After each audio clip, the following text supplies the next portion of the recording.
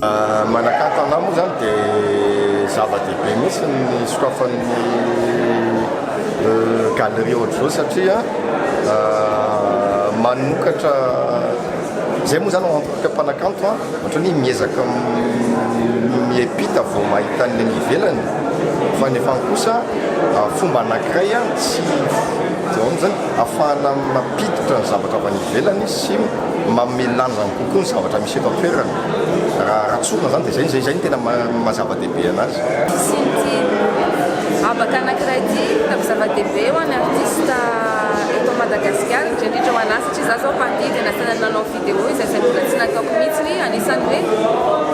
fitaovana anankiray entiko hanatsarana ny asako any aoriana fa indrindra koa anisany varavarankely anankiray misokatra ahitany olona nivelany any Madagasikara amin'ny endrika anankiray mahafinaritra endrika kanto.